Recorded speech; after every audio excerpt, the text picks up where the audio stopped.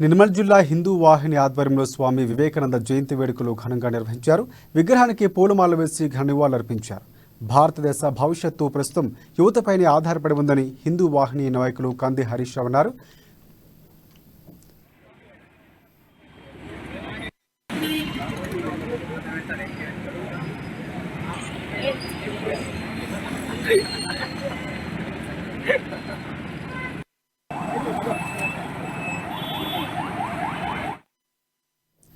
భారతదేశ భవిష్యత్తు ప్రస్తుతం యువతపైనే ఆధారపడి ఉందని హిందూ వాహిని నాయకులు కందుల హరీష్ చెప్పారు. ఇక యువత తలుచుకుంటే భారత్కి వచ్చే 10 ఏళ్ల విశ్వగురువుగా మార్చగలరని చెప్పారు. ఇక ఈ క్రమంలో హిందూ వాహిని నాయకులు శంకర్, మహేష్, ముఖేష్ తదితరులు పాల్గొన్నారు.